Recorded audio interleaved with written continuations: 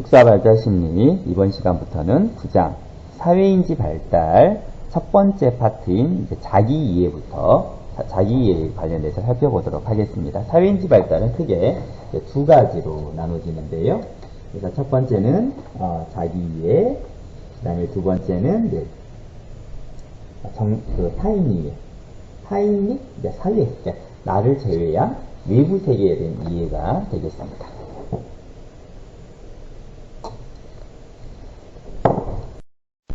목차는 자기인식의 출현, 자기개념 발달, 자존감, 성취기인, 정체감, 성역할의 발달 순서로 살펴보도록 할게요. 먼저 자기개념. 자기개념이 뭐예요? 자기개념. 자기개념. 나는 누구인가? 나는 뭐냐? 나는 누구냐? 나는 나라고 생각하면 뭐가 떠오르냐? 이런 거죠. 자신을 생각할 때 떠오르는 생각이나 이미지. 그래서 나는 다른 사람과 다른 어떤 존재인가? 독립적인 어떤 존재인가라는 것들을 아는 거죠. 나의 특성.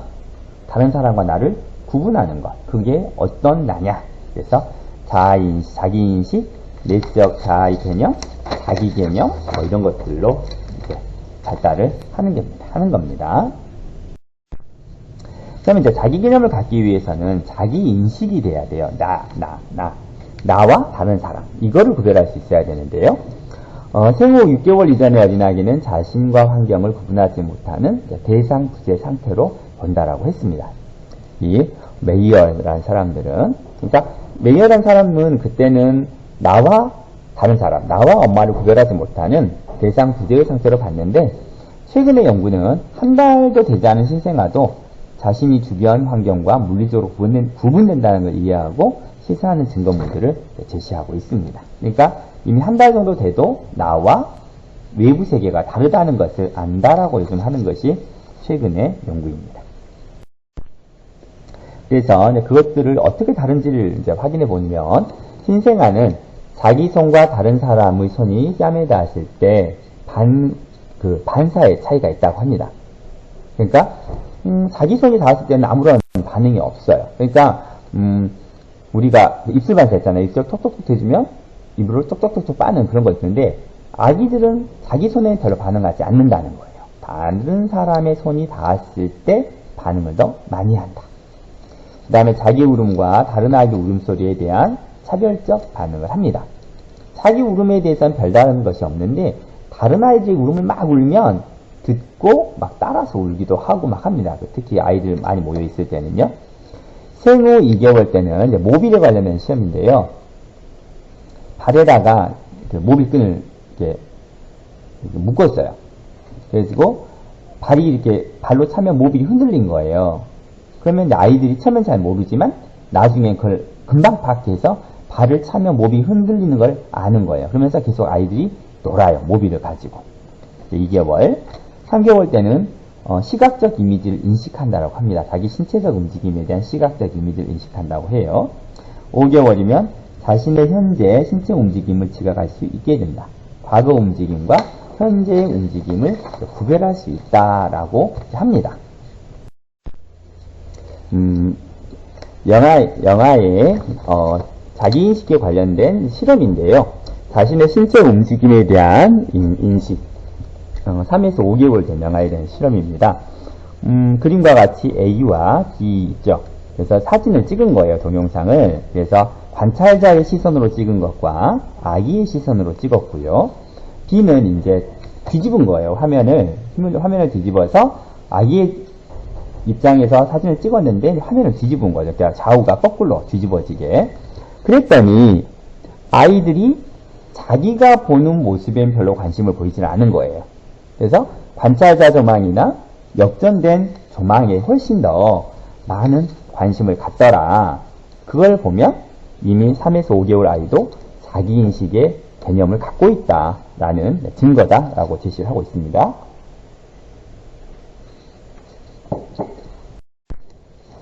그리고 또한 거울상 인식에 대해서도 이제 설명을 할게요. 아이들이 어떻게 자기 인식을 하고 있는지.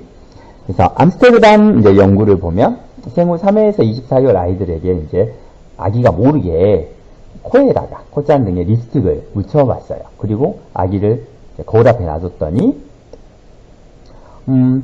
3에서 5개월 된 아이는 절반 이상 자신의 신체 여러 부분을 움직이면서 거울을 탐색하는 반응 정도를 보였지 자기 코에 립스틱이 이상한지 이상하지 않은지는 잘 모르더라는 거예요. 그래서 근데 이제 18개월쯤 되니까 아이들이 코에 묻은 립스틱 자극에 손을 대더라는 거죠. 뭔가 이상한 거죠. 그러니까 아기들이 18개월 정도가 되면 자기 얼굴에 대한 상을 갖고 있다라는 이제 연구죠. 그 다음에 루이스와 브룩스에 관련된 것들도요.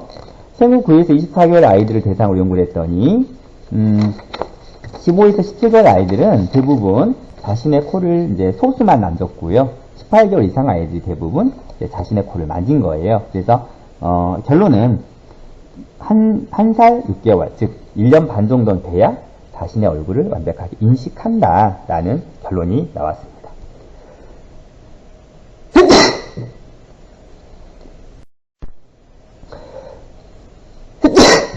또한 생후 18에서 24개월 아이들을 봤더니 그때는 이제 인칭대명사를 사용하는데 나만 써요. 나.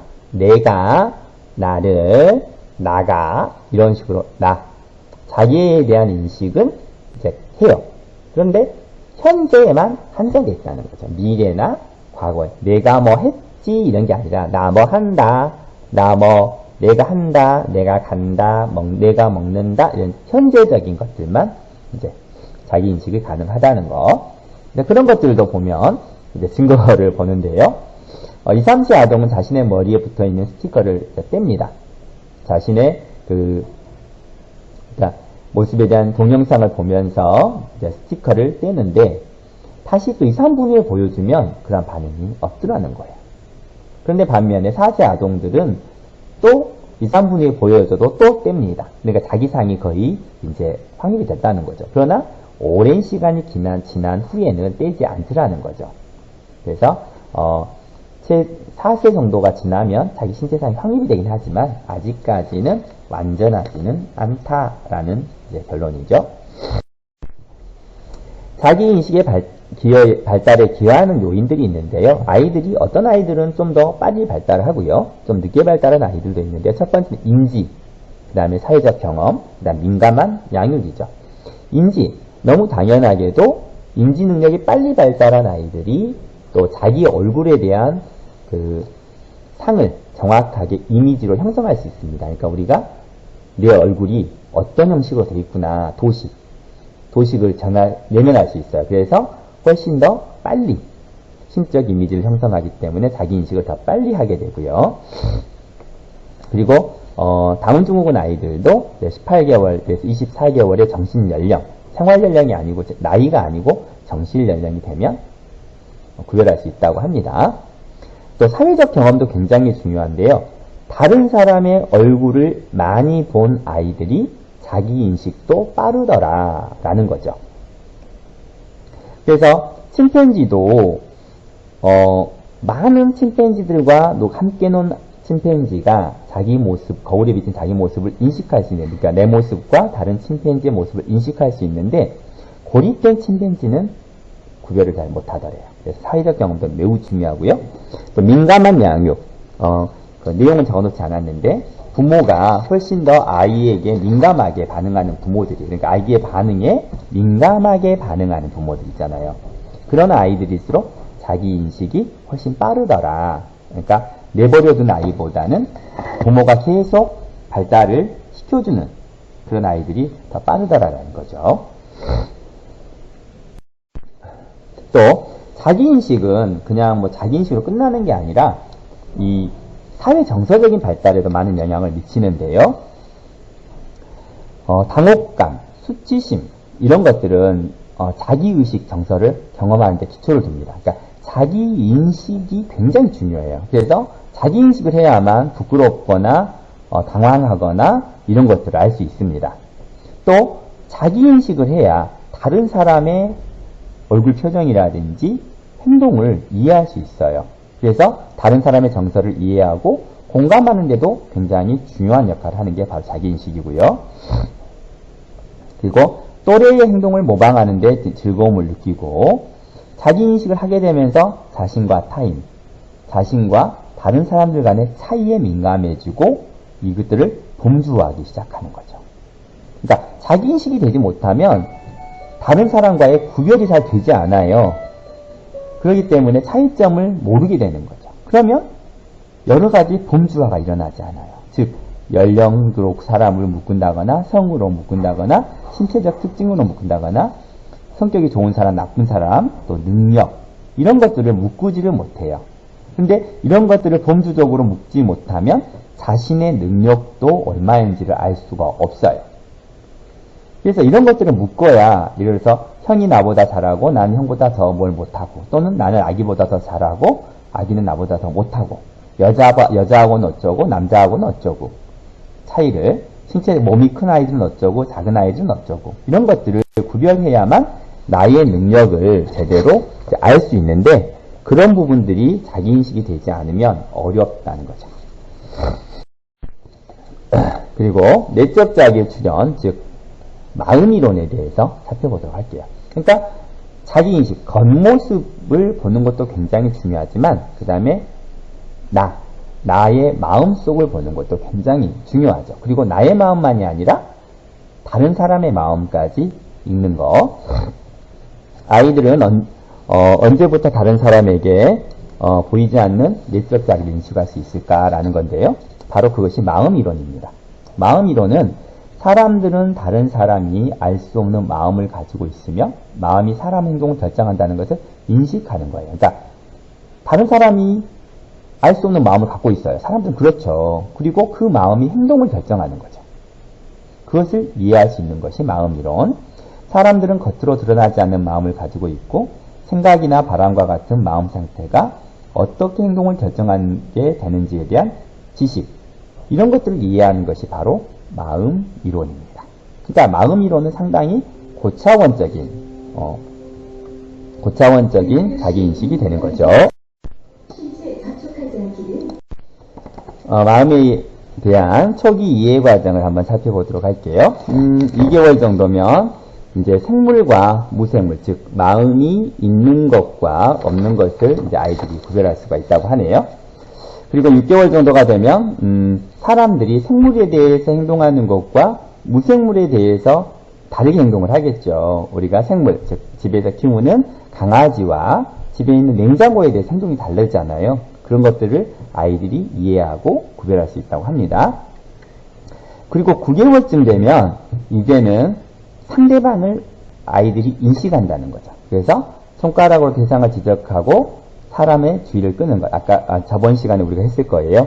다른 사람의 지적할 행동을 보고 그 방향으로 자신의 눈길을 이제 옮기는 거죠. 그러니까 9개월쯤 되면 이제 다른 사람과의 의사소통, 즉 다른 사람이 어떤 생각을 하게 되는지, 어떤 마음을 갖게 되는 건지, 그것에 대해서 알기 시작하는 시기가 되는 거죠. 그러니까 내가 저걸 원한다 라는 걸 다른 사람이 알아주길 원하는 거고요. 다른 사람이 원하는 거를 또 자기가 거기를 지각을 하고 이제 관심을 갖게 되는 이제 시기가 9개월쯤이 되겠습니다.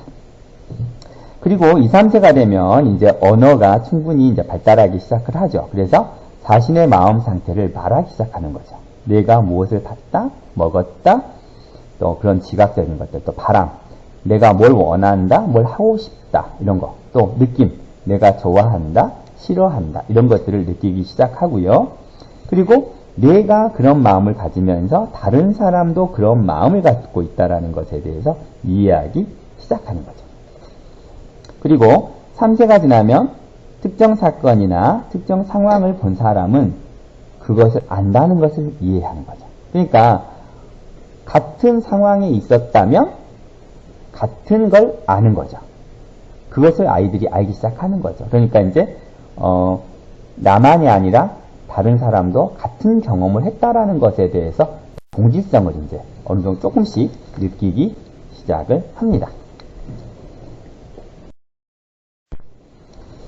마음에 대한 이제 믿음 바람 이론인데요. 아까는 우리가 마음에 대한 초기 이론, 마음 이론의 초기 이론이 있고요. 이번에는 바람 이론. 바람이 뭐예요? 윈드, 바람이 아니고 원하는 것, 원하는 겁니다. 무엇을 원하다. 이런 것이 바람이죠. 2, 3세 아동이 여러 마음 상태 간의 관계를 이해하여 통합하기 시작하고 마음에 대한 이해 정도는 사람의 행동이나 반응은 그 사람의 바람에 의해 결정된다는 것을 이제 생각하는 수준이 되는 거죠. 그러니까 행동은 그냥 하는 게 아니라 행동이나 반응은 그냥 하는 게 아니라 그 사람이 원하는 바람에 의해서 결정된다. 그 사람이 하고 싶으니까 라는 것들을 이제 알기 시작하는 거죠. 그래서 3세 아동은 우선 자신과 타인의 생각과 믿음에 대해 말할 때 생각한다, 안다와 같은 단어를 사용하기 시작합니다. 그죠? 아빠가 먹고 싶은 걸 안다.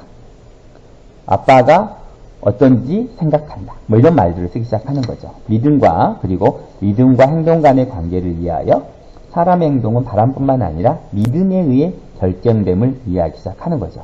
그러니까 그러니까 원하는 것도 있지만 믿음. 그래서 아빠는 이게 더 맛있다고 믿으니까 먹는 거다. 맛있을 거라서 먹는 게, 맛있을 거라고 바라는 게 아니고 믿어서 먹는 거다라는 걸 이해합니다. 그래서 믿음에 의해서 행동이 나타날 수 있다는 걸 알고는 있지만 틀린 믿음을 갖고 있는 사람은 추론하지 못해요. 그러니까 아직까지는 사람의 마음을 다 이해하지는 못하는 거죠. 그래서 틀린 믿음을 가져버리면 그 정답을 알아채지 못해요. 그 사람이 그렇게 하지 않고 다른 걸 택할 거다라는 것에 대한 인식은 없습니다. 4세 아동들은 주로 이제 틀린 믿음을 이해하기 시작하는 단계입니다. 즉, 거짓말을 할 수 있는 시기예요. 그래서 믿음이 틀린 것일지라도 그 믿음이 행동을 결정하는 데 중요함을 이해하는 거예요. 그래서 틀린 거긴 하지만 그걸 믿게 하면 그 사람은 그렇게 행동할 거다라는 것을 알게 되는 거죠. 그래서 아이들이 거짓말을 하는 거죠. 부모한테 자기가 원하는 걸 하도록 거짓말을 하는 시기가 바로 4세 이상의 아동들입니다. 그러니까 그 아래의 아이들은 거짓말을 잘 못하죠. 그러나 4세 아이들은 틀린 믿음, 즉 다른 사람이 그걸 모르면 그렇게 행동할 거다라는 걸 알기 때문에 거짓말하기 시작합니다. 그리고 이제 6, 7세가 되면 2차 믿음을 갖게 됩니다. 2차 믿음. 그러니까 다른 사람의 믿음에 대한 믿음. 그러니까 엄마가 생각하는 그 믿음을 내가 믿어줄 거냐? 믿어주지 않을 거냐? 그러니까 그 전까지는 내가 나의 믿음을 다른 사람도 똑같을 거라고 생각을 하지만 이제는 그 사람의 믿음을 믿을 거냐? 말 거냐? 그래서 이제는 엄마의 믿음이 틀릴 수도 있다라는 것을 이해하는 거죠. 그래서 그게 틀리다고 생각하면 안 믿는 거죠. 그래서 자신과 타인의 내적 마음 상태에 대한 이해가 발달하는 거죠. 내적 마음. 그래서 다른 사람과의 상호작용은 매우 중요한 역할을 하는 것이 바로 이 2차 믿음이에요. 자신의 마음과 타인의 마음을 잘 이해하면 상대방의 행동을 잘 이해하고 예측할 수 있으므로 타인과 효율적인 상호작용을 하는 데 도움이 많이 되겠죠. 그래서 이때쯤부터는 다른 사람의 마음을 이해할 수 있어요. 저 사람이 저런 마음을 갖고 있을 거다. 그게 내가 수용을 할 건지 수용을 하지 않을 건지. 그래서 내가 그 사람과 상호작용을 할 건지 안 할 건지. 그래서 이 상호작용을 하는데 굉장히 중요한 것이 바로 2차 믿음이 이론이 됩니다.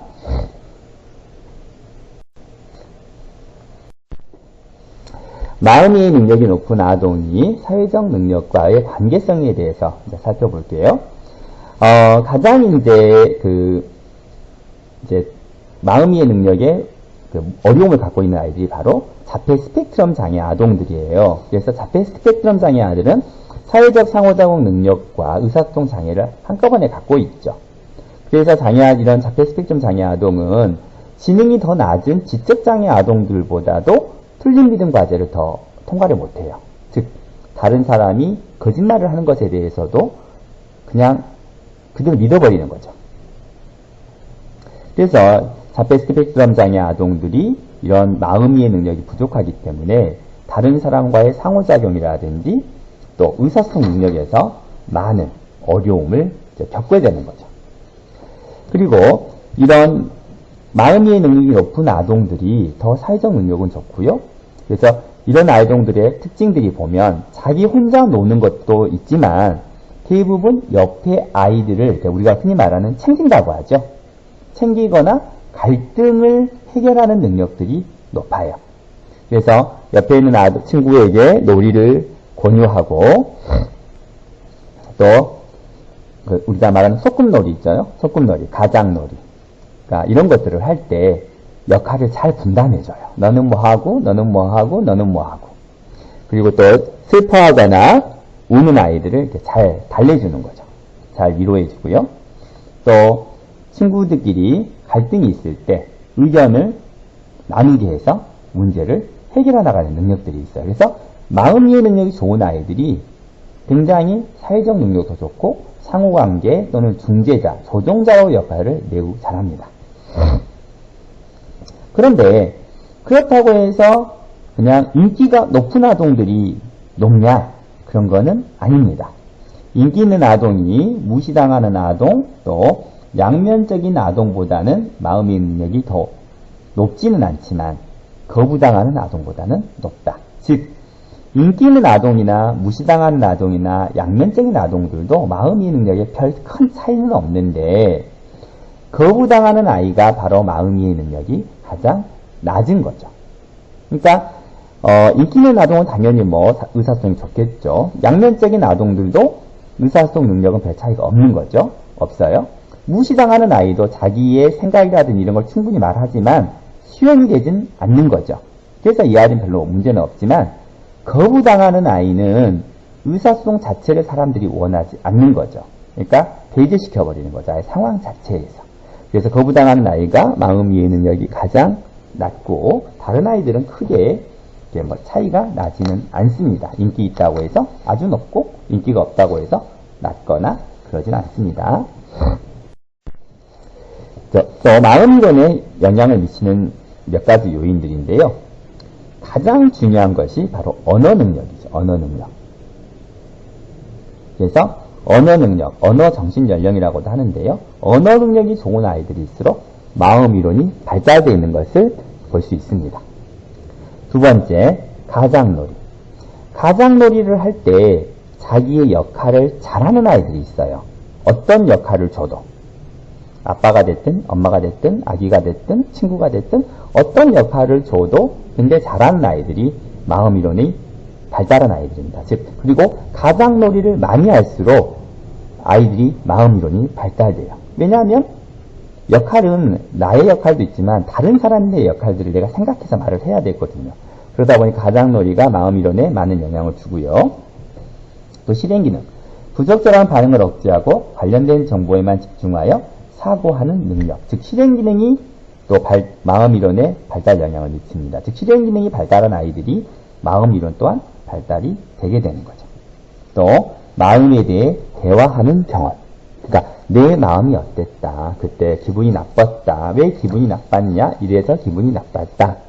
이런 대화, 즉 마음에 관련한 대화를 많이 할수록 이런 마음 이론이 훨씬 더 발달하게 됩니다.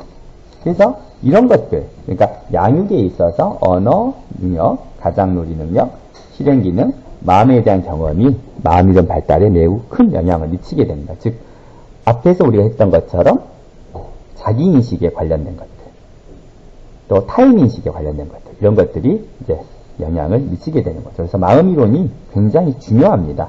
아이들 나중에 상호작용과 사회성에 있어서.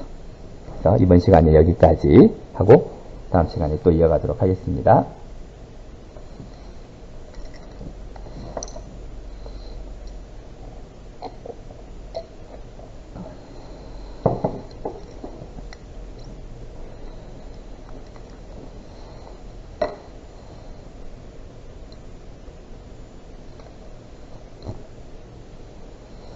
(5시 20분쯤)